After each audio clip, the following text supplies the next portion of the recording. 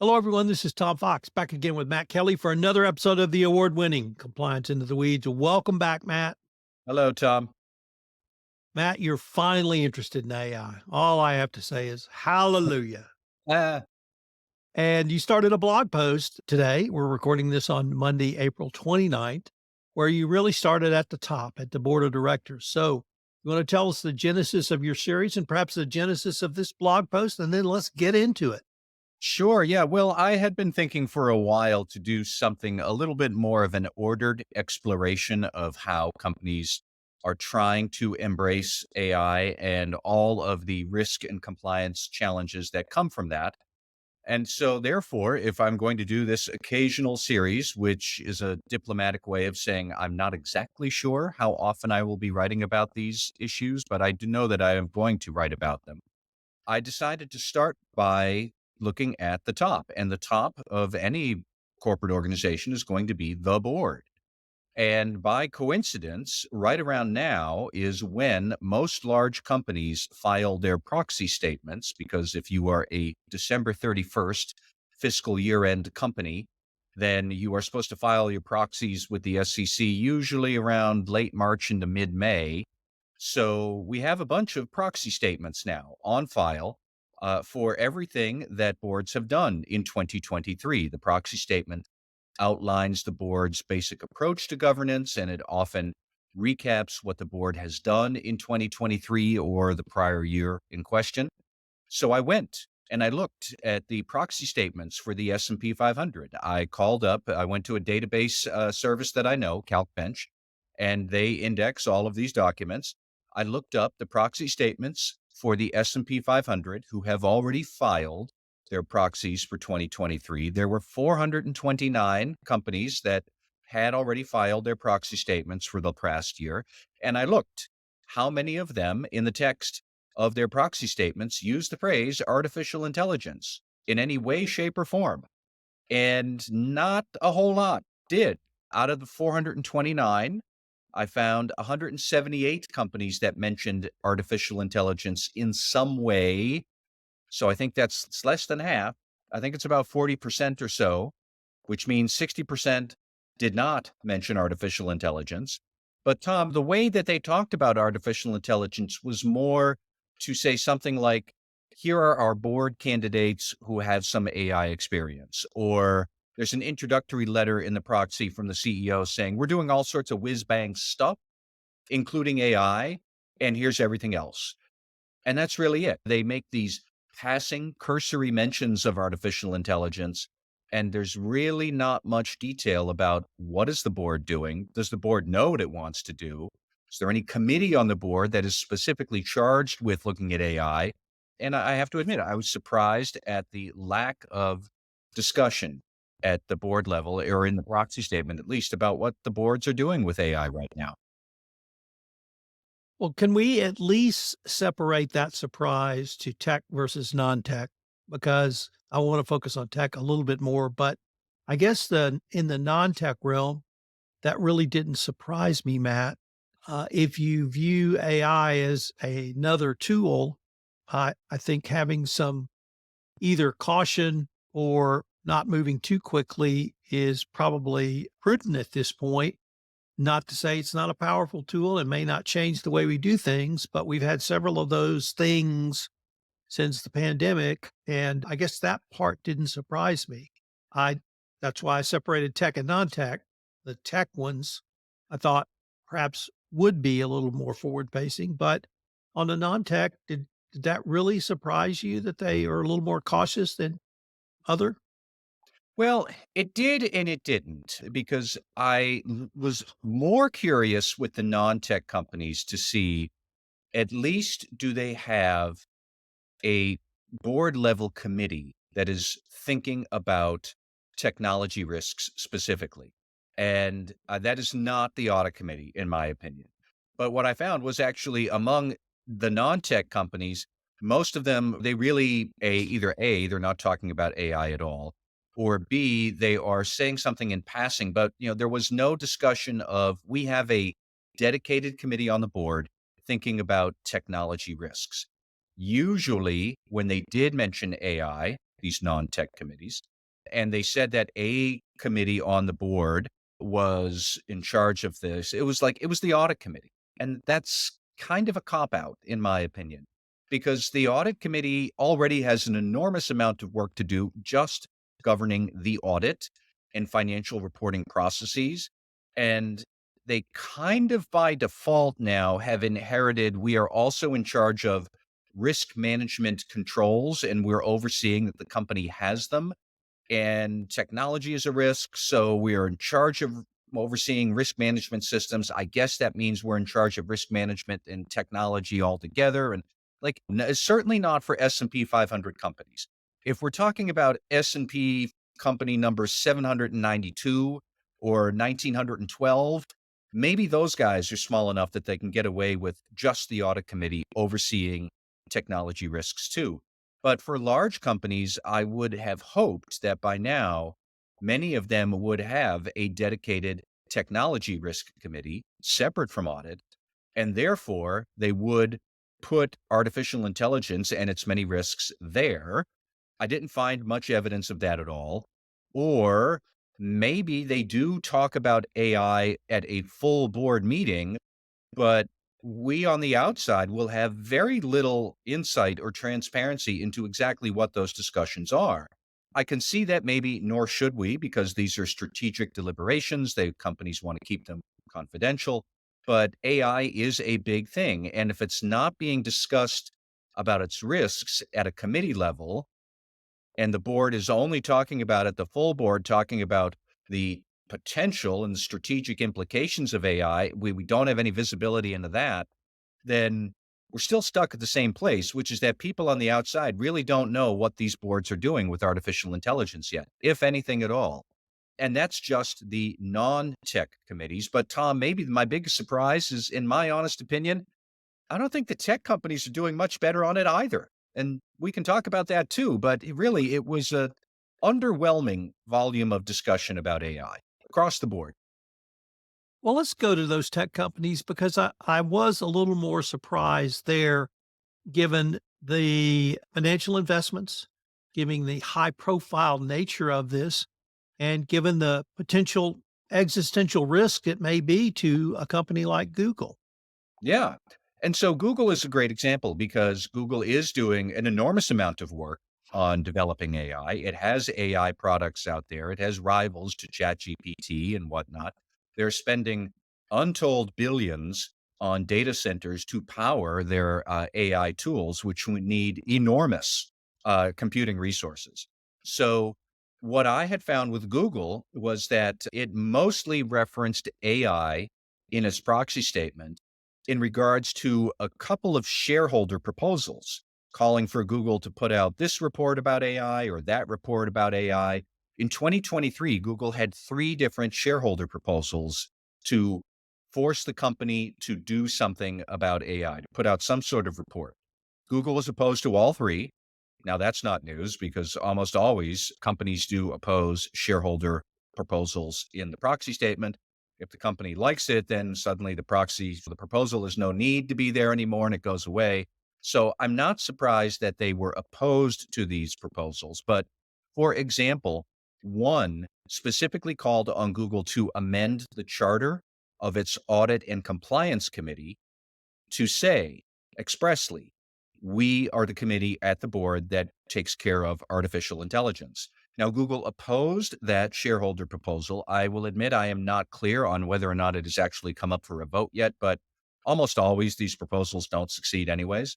But what Google had said in its reply to the shareholder proposal was that we don't need to put this in the audit committee's charter. I have a direct quote here. I can read it off, Tom. Oversight of risks and exposures associated with AI is already being effectively carried out at both our full board and audit committee levels. Explicitly calling out AI in the audit committee charter is unnecessary as it is already subsumed within the broader risk assessment areas and no extra attention is necessary. Now, I don't know. I don't know that I agree with that. And yes, the one thing is that Google doesn't actually mention artificial intelligence anywhere in its audit and compliance committee charter. I am opposed to audit and compliance being shoehorned into one committee on principle, especially at such an enormous company as Google. But that doesn't really strike me as sufficient when Google is a leader in developing AI. And we're basically it's saying, yeah, the audit committee has this. Don't worry. We don't need to call it out specifically. I that really, Google? I mean, I don't see that makes any sense. I don't doubt that Google's full board also does talk an awful lot about AI. I am sure that they do, but we don't get to have any inkling or visibility or transparency into what those full board conversations are. The full board doesn't really publish any sort of full board report about these things. So we are left, basically having to take a Google's board on faith that it knows what it's doing with artificial intelligence. And I don't know that AI, that we can do that. It is such a transformational technology for any company in the world. We're really just supposed to take this on faith with Google? I don't know. That passes my test. Well, if the purpose of a disclosure is that shareholders will have sufficient information to make an informed decision on whether to invest, maybe it meets that test. I mean, maybe, but I still think that Google, on principle, I think Google would be well served to have a board level committee specifically on technology risk. It does not. It has the traditional ones of there's audit committee or audit and compliance in Google's case, nominating and governance committee and compensation committee. And then the full board, I guess, would talk about strategy and business objectives and how does AI filter into that.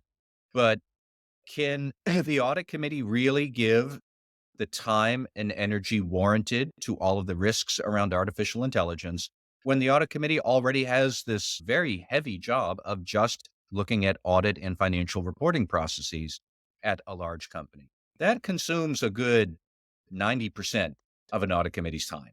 And they're in charge of the internal whistleblower hotline, and they're in charge of corporate culture, and they're in charge of other compliance investigations, and they're in charge of risk management systems. And those risk management systems are currently trying to figure out what to do with the most transformative technology since the ballpoint pen. And I really I don't know that is enough, especially for a technology company. It left me wondering. Could we think about this in terms of we've had several discussions about a risk committee at the board. Could a risk committee include AI as part of its remit, or would you even suggest really subspecialization down to either tech or AI for a tech company? I think a risk committee would be well served for really any board of a large company, but especially a technology company, because you are grappling with cybersecurity risks, privacy risks, other sorts of technology risks that might arise from something that is still so newfangled, which AI is, that I'm not sure that we even know all of the technology risks that AI might pose. We could say that AI poses lots of fraud risk. Yes, it does. Now, fraud would still be with the audit committee, so we could ship that particular AI risk back to audit. But should the audit committee be thinking about privacy controls and privacy risk appetites with AI? Like I said, they have a job handling the audit. So I think a risk committee, which could handle any number of things, but it could certainly handle anti-corruption issues, could handle ESG issues, could handle technology issues. I have heard board governance advocates say that ESG really should be ESG and T for technology.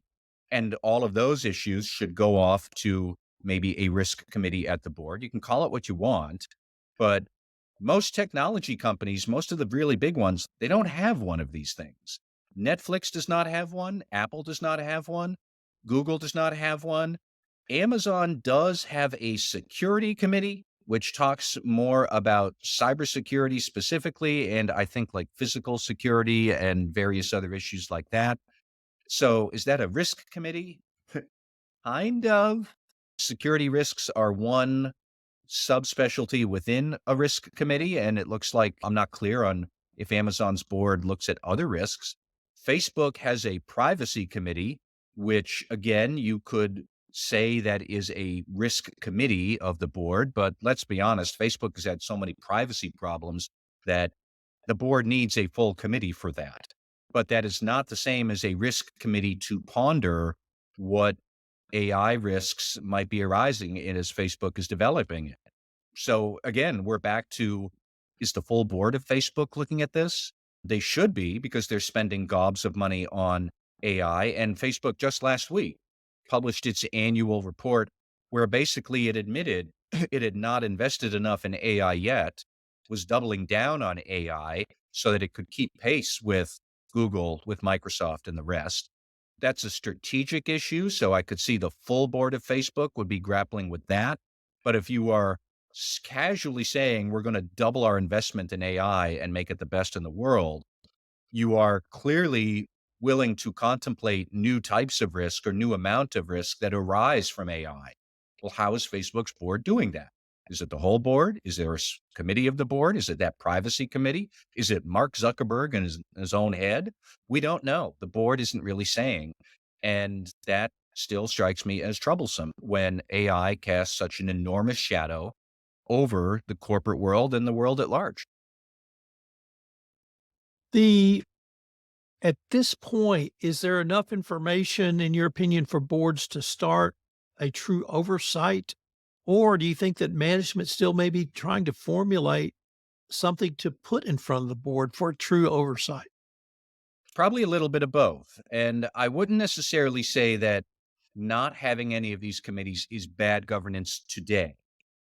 It is more that I'm trying to raise an alarm here that we need to think about these issues and proper board governance over AI today, because it probably will be bad governance by 2030, which is not that far away anymore. So boards need to start thinking now about, are we staffing up in the right way? Do we have the right directors with the right expertise? Are we thinking about AI risks in the right way so that when AI is pressing enough of an issue for our organization, our board is equipped to handle that appropriately? When is that going to happen?